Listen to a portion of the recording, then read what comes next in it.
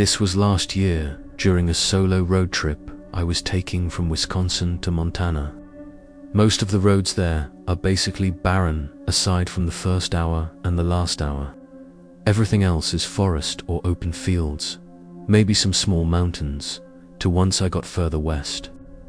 Anyway, because of how I had everything scheduled, I was going to be driving through the night and most of the day, rather than taking up 2 full days of driving and having to spend on an extra hotel in between. I knew it would still be tough, but I thought it was worth it. I started the drive at 7:00 p.m. I double-checked I had everything packed into my car and had my snacks and stuff in the front seat with me. Then I headed onto the road. First hour was through the city and small towns, but then it was open road from there. Barely any cars and not many places to stop aside from a gas station every 15-ish miles. By hour or 2, I'd only used up 1/3 of my gas tank. But with the gas stations seeming to get further and fewer between, I figured I'd top off before entering the really rural section of the drive. It took 20 minutes before I finally found a station to stop at. Nobody else was there. It was just some really small place with 4 gas pumps. The convenience store wasn't even open. I pulled in and parked next to a pump, getting out and starting to pump the gas. I don't know if it was because the place was older or maybe hadn't been filled up in a while, but the gas was coming out really slow, like almost a whole minute, just for 1 gallon to come out. I leaned up against my car and just waited. That's about when another car came down the road. The speed limit was 55, but it looked like they were only going 20 or 30. Initially passing the gas station, but then slowing down and backing up. That was strange and honestly a bit dangerous on a single road like that in the middle of the night. But they backed up to the entrance and pulled into the station, parking at the pump right behind me. I figured they just missed the entrance and really needed gas. I stayed looking forward at my pump as I heard someone get out and walk to the side of their car. But after a minute of not hearing them starting to pump the gas or even move at all, I glanced over to see what they were doing. The man was wearing a grey flannel and black jeans and was relatively tall, and he was staring at me. Like when I looked over, he was already looking at me. I awkwardly smiled and nodded, then looked away again. I couldn't help but feel like he was still looking at me, though. After a good 10 seconds, I finally heard him grab the pump and put it in his car. I felt relief, like maybe he was just getting gas and I was overthinking it.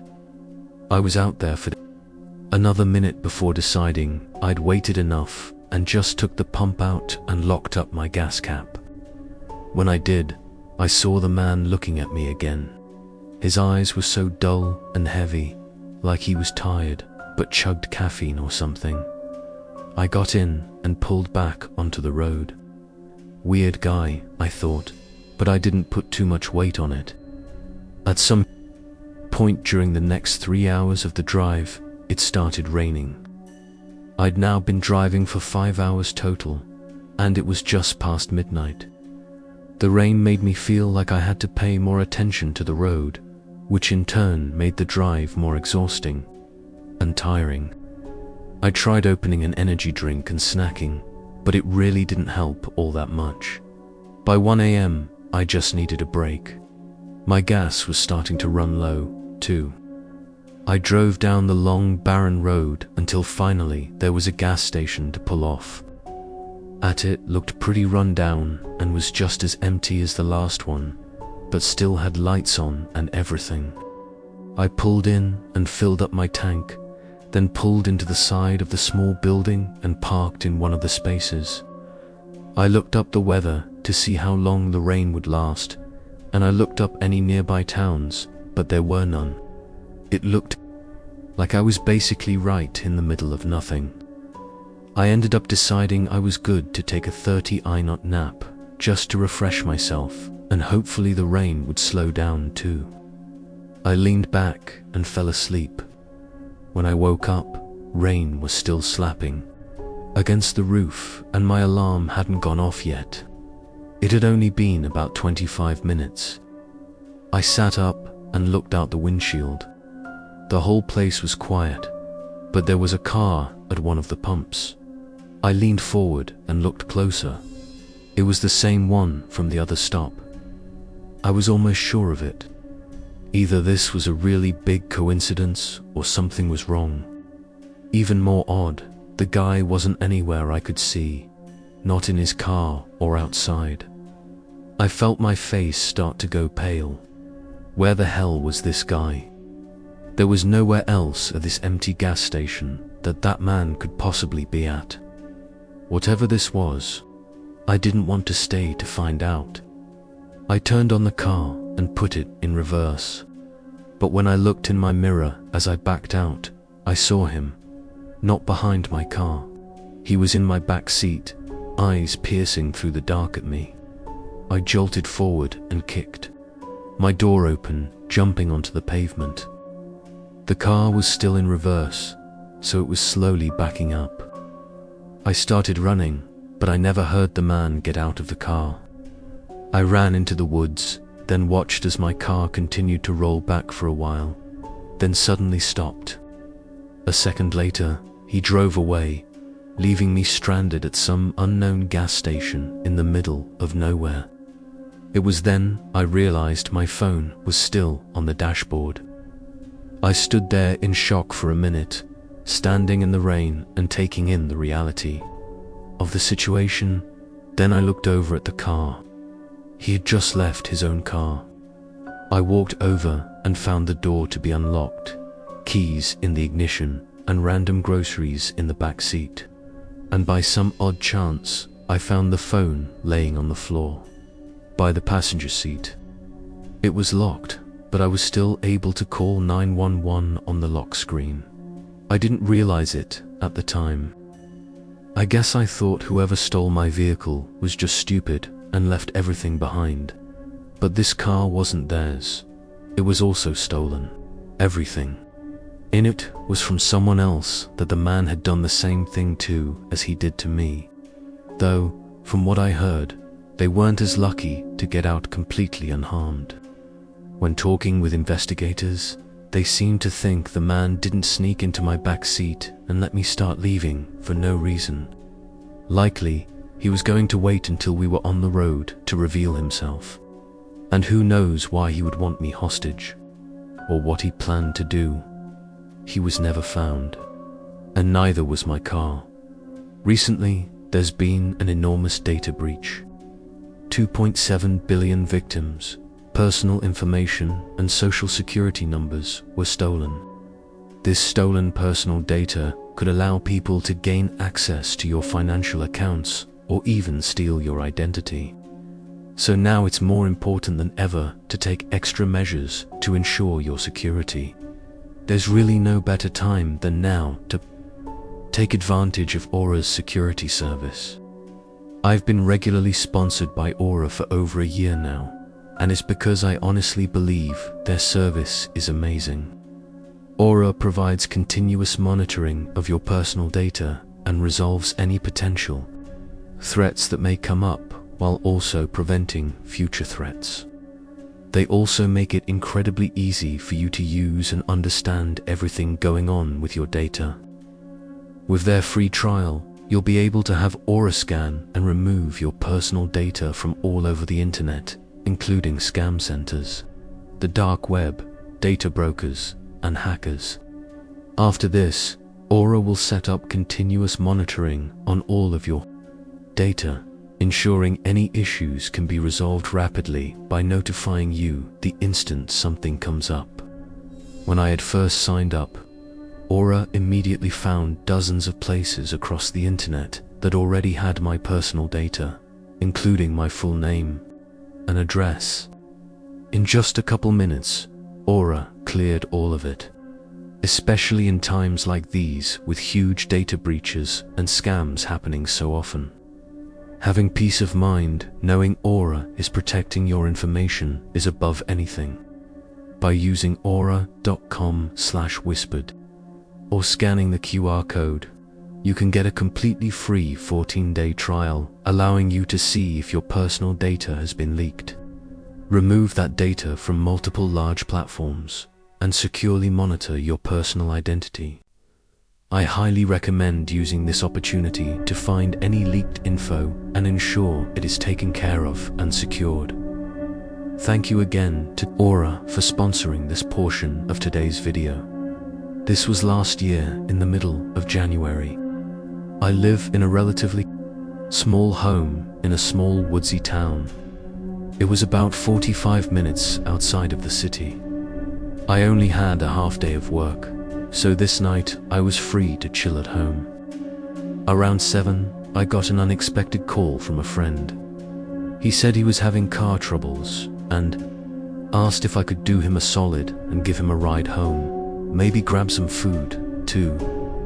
I didn't mind at all and said I'd be right over.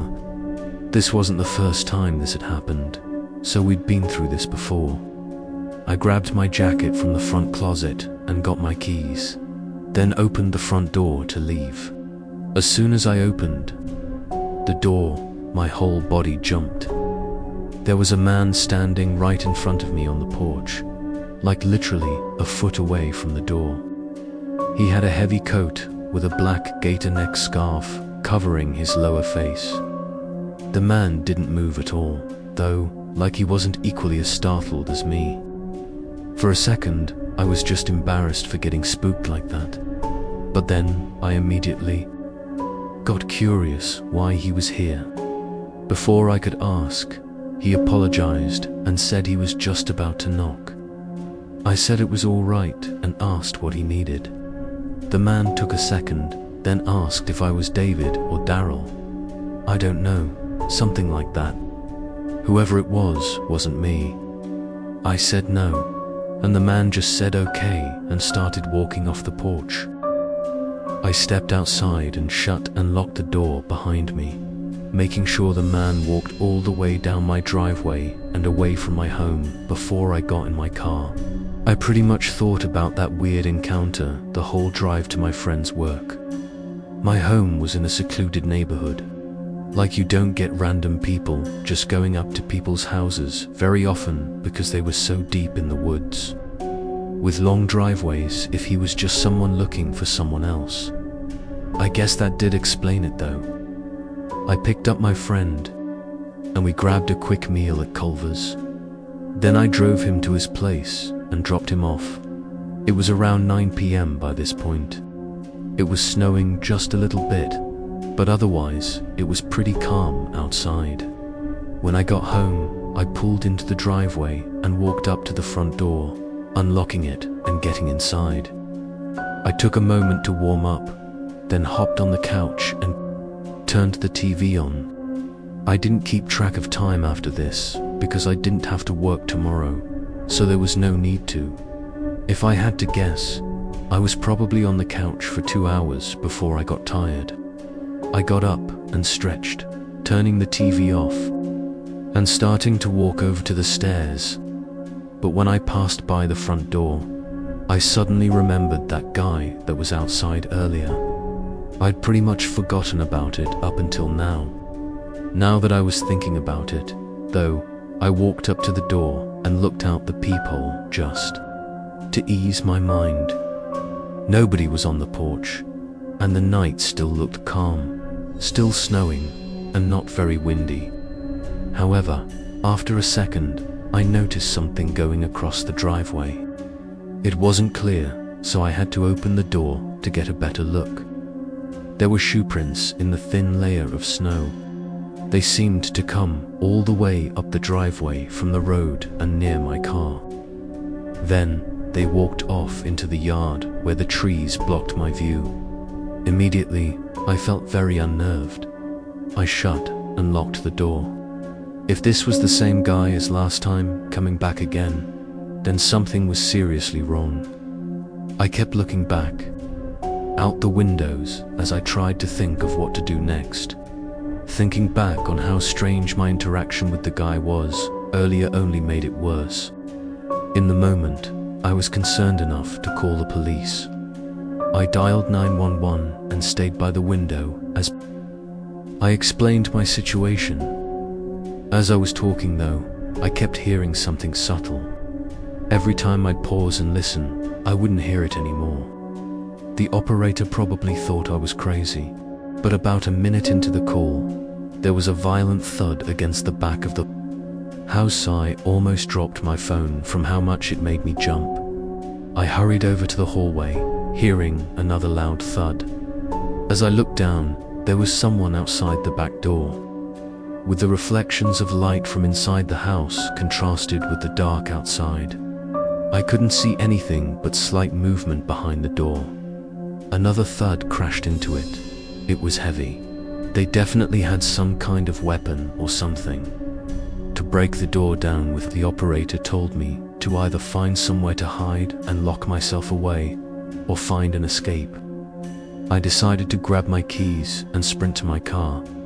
Even though I knew the man was behind my house, it was still terrifying.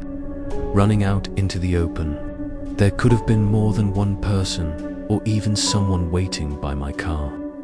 Thankfully, there wasn't, and I was able to get away. It was a good thing I left, because when the cops got there, the back door had been beaten open and watery shoe prints filled the house, but nobody was inside. All I could really give the officers was a description of the man who was at my doorstep, which there was no actual evidence of it being the same person. So, if they did find him, it wouldn't do much anyways, but they never did. Whether or not it was him though, I think I got lucky that I ran into him on my way out of the house. Had I not, I wouldn't have checked out the door before going to bed.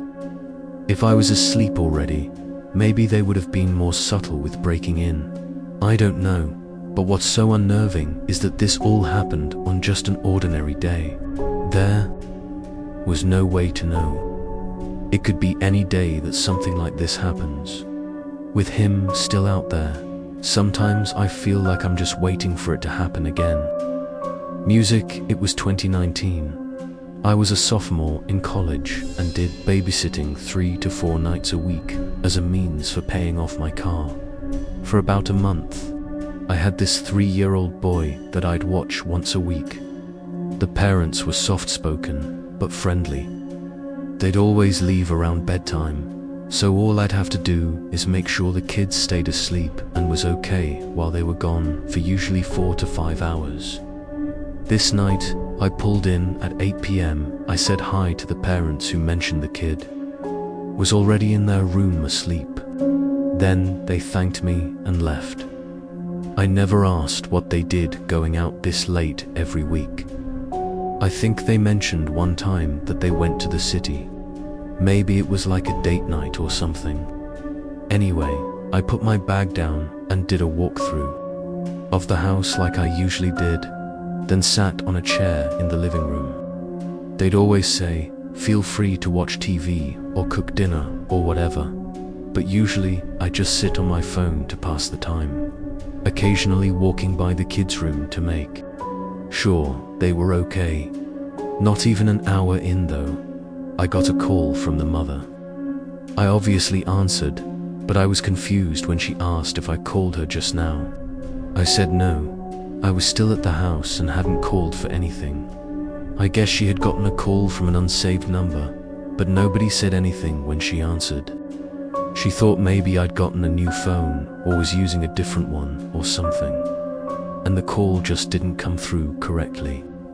I assured her we were all good here, and she said, okay, and hung up. I thought nothing of it. She was probably just a concerned parent, wanting to make sure everything was good. I did another check on the kid, then sat down again. About 20 minutes passed. I was still on my phone watching a video when I saw headlights shine into the front windows. The light came in through the cracks between the blinds. I thought it was just a neighbor pulling into their house. But after a couple minutes of the light not shutting off, I got up and peeked out the window. There was a dark grey sedan parked right out front of the house by the curb. It was old and rusty, and the windows were blacked out. I was so focused on the car for a minute, I almost didn't even notice the guy standing a few feet from it. They were closer to the end of the driveway, standing near the sidewalk and looking up at the house I was in. I was a little concerned, but I didn't want to confront them since it wasn't even my house.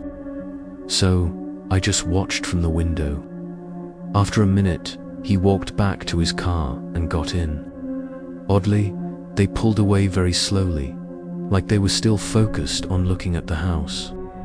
I watched as their headlights went down the road, cutting in and out of the trees, but then they stopped again. I could see the light between the trees staying still far down the road. Then it shut off, like they had parked and got out. Maybe it was someone visiting a neighbor and they were trying to find the address numbers and got mixed up somehow.